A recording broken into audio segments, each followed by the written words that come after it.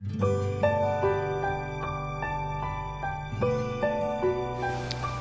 pegang Quran tuh harus berwudu nggak? Harus suci nggak?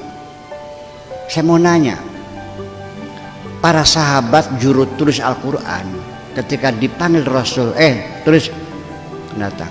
Ketika mereka suruh nulis Al-Quran, mereka wudu dulu nggak? Nggak kan? Iya kan? Sudah paham? Ditulisnya di mana? Belum ada kertas, Bung. Yuk kita belajar antropologi dulu ini. Tahun 571 Nabi lahir itu sudah ada apa di Jazirah Arabia? Tenda-tenda yang terbuat dari kulit kambing, berpindah-pindah mencari ladang rumput yang kering itu. Ya, tidurnya masih di tanah. Gudalnya masih tebal, belum kenal sikat gigi. Perempuannya juga belum pakai celana dalam, belum ada. Celana dalam dari kulit ya lecet semua.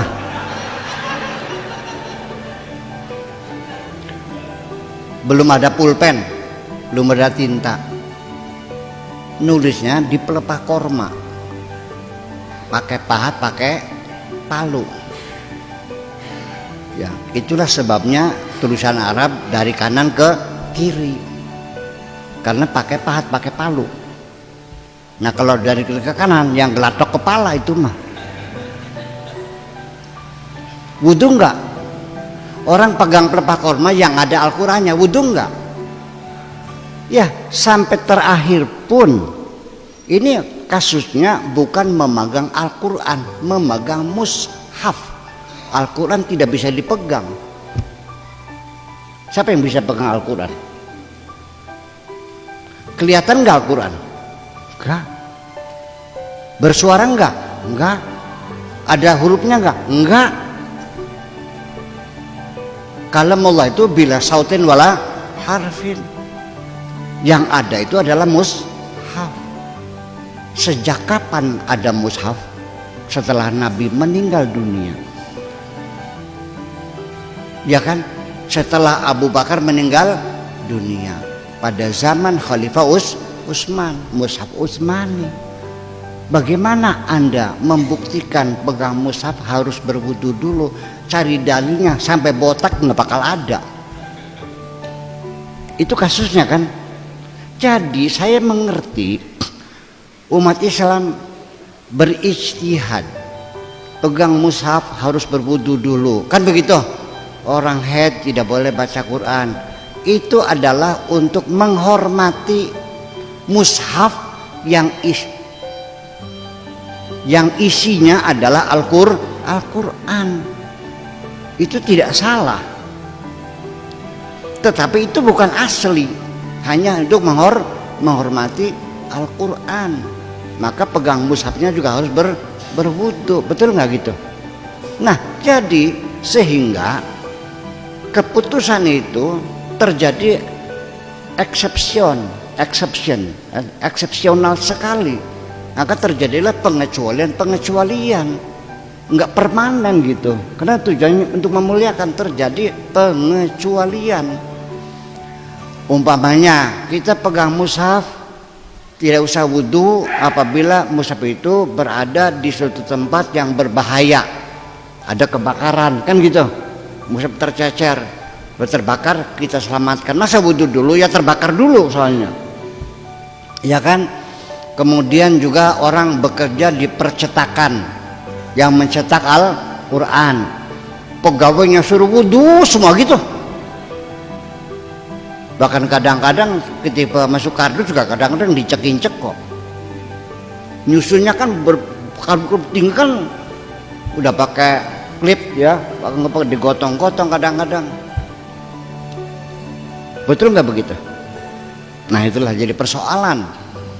Jadi termasuk perempuan guru, dosen di IAIN, perempuan ngajar tafsir. Karena dia itu sedang haid, maka kuliahnya diliburkan dulu. Sorry, saya sedang haid, begitu. Kemudian lagi orang yang lagi menghafal Al-Quran selama haid libur dulu seminggu. Haid itu berapa? Seminggu ya? 7 hari, 8 hari. Hafalan Quran itu tidak boleh berhenti. Malam ini kita hafal, paginya haid, berhenti dulu, lupa lagi. Percaya nggak? Al-Quran itu begitu masuk diulang-ulang terus, diulang-ulang sampai melekat. Begitu kita berhenti lupa lagi. Kalau itu dipaksakan perempuan haid nggak boleh baca Quran yang sedang menghafal Quran, maka jangan berharap ada perempuan bisa hafal Quran. Paham nggak begitu? Nah, jadi kita mesti tahu sebenarnya bahwa Islam yang kita anut sekarang nih, yang kita jalani itu ada proses budaya yang ikut serta mengemas budaya itu. Tidak semuanya asli. Jadi sampai sholat yang dikatakan Imaduddin pun sampai sekarang kita tidak tahu seperti apa Kanjeng Nabi sholatnya. Sampai sekarang orang sholat berbeda-beda semuanya. Itu artinya karena tidak ada yang tahu persis bagaimana cara Nabi sholat. Ada yang baca basmalah, ada yang langsung alhamdulillahirabbil alamin, ada yang sedekap, ada yang selonjor, ada yang digoyang-goyang, ada yang lurus saja, ada yang asyhadu, ada yang asyhadu alla ilaha illallah. Persisnya Nabi bagaimana sholatnya tidak ada yang tahu. Jangan sok tahu. Makanya Nabi tidak pernah kunut. Kapan pernah ketemunya kamunya? Enak aja. Ya, itulah sebabnya. Jadi ini yang kita terima ini adalah proses budaya. Artinya tolong jangan ngotot lah. Betul enggak? Dari penjelasan Buya tadi, saya mau sedikit komentar di dalam keterangannya Abu Yazid Al-Maliki bahwa al-akhlaqu qabla al-ilmi. Akhlak itu mestinya diketahui atau dilakukan sebelum kita mengerti. Terus bahwa yang dimaksud dengan suhuf atau di dalam Al-Qur'annya la yamassuhu illal mutahharun, di situ itu adalah Al-Qur'an dalam penjelasannya ini. Itu ketika suhuf itu digunakan untuk deres lidarsin, untuk deres itu tidak boleh kita memegang suhuf itu dalam keadaan tidak berwudu. Jadi makna atau pengertian la yamassuhu illal mutahharun itu banyak pendapat ulama. Namun dari pendapat Abu Yazid Al-Maliki itu di sana disahkan al-akhlaqu qabla ilmi, itu saja. Jadi kita ketika memegang Al-Qur'an harus memakai wudu, menghormati Al-Qur'an. Ada pun yang dimaksud Buya tadi adalah hanya sukup yang cukup biasa, bukan diposisikan untuk diteres. Tapi kalau diposisikan untuk teres itu tidak boleh kita memegang dalam keadaan tidak berwudu, harus berwudu. Itu saja. Juga dari penjelasan Buya yang mengenai sejarah, saya sedikit berkomentar. Ketika kita berbicara sejarah, kita juga harus berbicara tentang sirah dan titi mangsa. Jangan kita bahas sejarah saja, karena tidak lepas dari sirah dan titi mangsa. Itu komponen-komponen sejarah. Itu sirah iku lakone, nyelasaken lakone Kanjeng Nabi, dudu tempate, dudu waktue, iku arane sirah. Beda kor sejarah dan titi mangsa. Selanjutnya, ketika ada pendapat orang lain kita harus mengabaikan. Ini sangat bertentangan sekali dengan Al-Qur'an. Walaqad dara'na li jahannama katsiran minal jinni wal insi lahum qulubun la yafqahuna biha wa lahum a'yunun la yubsiruna biha walahum adhanul la yusmi'una biha ulaika kal an'ami balhum adall. Ini sangat bertentangan sekali menurut kacamata atau menurut penilaian saya seperti itu, Bu ya. Jadi ketika ada pendapat, ada masukan, justru kita jadikan pelajaran sebagaimana kisah atau sejarah yang diterangkan oleh Buya tadi. Itu Al-Quran kan laqad kana fi qasasihim ibratun liulil albab wa kullan naqussu 'alaika naba'ahum min amba'ir rusul ma nusabbika fihi fuadak. Ini banyak sekali bahwa kita itu harus selalu mengingat sejarah. Al-Quran itu sejarah, hadis itu sejarah, masa kita abaikan? Justru ada kecenderungan ayat Al-Quran bahwa kita harus ingat sejarah. Wallahu akhrajakum min butuni ummahatikum la ta'lamuna syai'ah. Itu ada indikasi bahwa kita harus ingat sejarah. Kalau kita tidak mengingat sejarah, apa nanti yang akan kita lakukan? Apa yang akan kita nanti pelajari? Itu prinsip Al-Quran, ibratun laqad kana fi qisasihim ibratun, bahkan diqayyidi liulil albab. Itu saja. Maaf dari saya. Assalamualaikum warahmatullahi wabarakatuh. Pak Arif, tolong pertanyaan difokuskan. Enggak ada pertanyaan, dia punya pemahaman sendiri. Oh, hanya komentar yang berbeda dengan pemahaman. Ya, jadi mungkin barangkali dikiranya jawaban saya itu dari otak saya, artinya tidak ada landasan kitabnya ada. Saya tidak akan membantahnya. Memang ini perlu, jangan sampai saya pulang perlu dirasain gurih. Ya kan gitu, itu penting sekali. Saya tidak akan membantah, tapi saya mau nanya.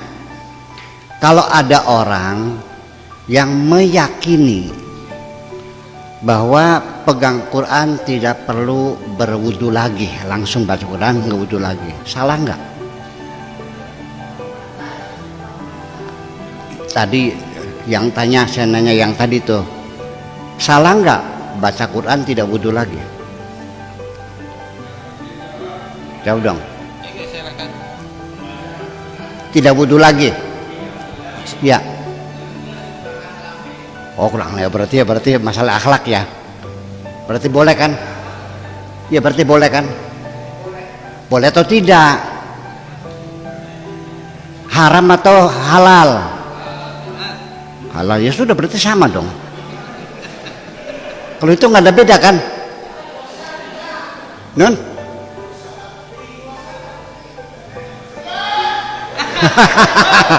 Iya, begini. Saya mau nanya aja. Jadi kalau ada orang, kita menyalahkan orang baca Quran tidak wudu lagi, kan begitu maksudnya? Salah kan gitu? Yuk kita perbandingkan di dunia Islam ini, berapa orang yang kalau pegang Quran wudu dulu dan berapa orang yang pegang Quran tidak wudu lagi. Itu berimbang loh. Jadi maksud saya, tolong jangan menyalahkan, merendahkan orang yang meyakini bahwa baca Quran tidak perlu wudu lagi. Tolong saling menghormati lah gitu.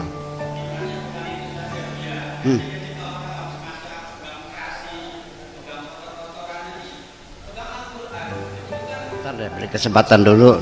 Ini untuk mendapat wawasan juga ya. Saya izinkan saya untuk menjawab. Ini orang yang mengatakan pegang Quran harus berwudu, itu ada dalilnya kan? Dalilnya mana? La yamassuhu ilal mutahharun. Yuk kita urai dulu sekarang. Kita urai dulu. La yamassuhu ilal mutahharun. Kita baca dulu dari ayat selengkapnya. La uqsimu bimawaqi'an nujum wa innahu laqasamul law ta'lamuna azim innahu laqur'anu karim fi kitabim maknun. Quran Karim yang ada di kitabil maknun, yang ada di lauh mahfud. La yamassuhu ilal mutahharun. Yuk kita baca selengkapnya. bimawaqi'in nujum, ini di tafsir-tafsir itu adalah orbit-orbit bintang, ya kan? Koreksi saya, an-nujum di sini bukan bintang. Artinya nuzilal Qur'anu munajjaman. Artinya fase-fase diturunkannya Al-Qur'an, enggak ada dengan bintang ini. Oke? Wa innahu laqasamul law ta'lamuna azim. Dan itu Al-Qur'an ini adalah betul-betul merupakan sumpah besarnya Tuhan. Kalau kamu tahu, innahu laqur'anun karim itu adalah Al-Qur'an fi kitabim maknun yang tersimpan di Lauh Mahfud di sana. Oke. La yamassuhu ilal mutahharun. Oke. Lamnya ini lam nahiyah apa lam nafiyah? Yuk jawab dulu. Jawab aja dulu. Lam nafiyah. Maknanya tidak, bukan jangan. Oke? Oke? Hanya lam nafiyah, laknya lam nafiyah, artinya tidak, bukan jangan. Massa itu adalah sentuhan spiritual. Nabi Yakub mengatakan massaniya syaitan. Al-massu itu sentuhan gelombang, sentuhan energi, sentuhan rasa. Satu yang mengatakan itu dalil wajibnya berwudu terpaksa harus mentakwilkan lamnya yang tadinya lam nafiyah ditakwilkan menjadi lam nahiyah. Satu takwilnya. Yang kedua, masa sentuhan spiritual ditakwilkan menjadi sentuhan fisik. Oke, dua. Yang ketiga, la yamassuhu, domirhu ini kepada Al-Quran yang tidak bisa disentuh. Paham nggak? Ditakwilkan menjadi mushaf. Tiga takwilnya. Ilal mutahharun ditakwilkan menjadi isim fa'il. Ilal mutahhirun 4. Al mutahhirun ditakwilkan al mutatahhirun 5. Ini satu ayat ditakwilkan 5 kali. Maknanya itu bukan dalil, dipaksakan jadi dalil. Sudah paham? Untuk lebih jelas nanti kita berdua saja. Oke. Ya, oke. Ini masalahnya banyak pertanyaan. Selanjutnya, sebentar lagi, jangan salah paham lagi. Saya sepakat dengan Anda bahwa berwudu dalam rangka menghormati Al-Quran. Sehingga saya bermazhab Syafi'i. Dan saya bersumpah wallahi, saya pegang Quran berwudu, tapi saya jangan mengkhianati pikiran saya. Oke? Oke. Saya konsekuen. Dan ketika saya menghormati Quran, tidak terbatas hanya berwudu saja. Ketika saya baca Quran, ketika mulut saya bau, saya sikat gigi dulu. Demi menghormati Quran, ketika saya pegang mushaf, tangan saya kotor, saya bersihkan dulu. Ketika saya menghadap ke utara, demi menghormati Quran, saya bergeser menghadap kiblat. Oke? Demi menghormati Al-Quran, saya tidak menaruh Al-Quran di atas telapak kaki saya sambil bersila. Saya taruh di meja. Demi menghormati Quran, meja yang kotor saya bersihkan dulu. Masih kurang berapa lagi? Makasih. Assalamualaikum.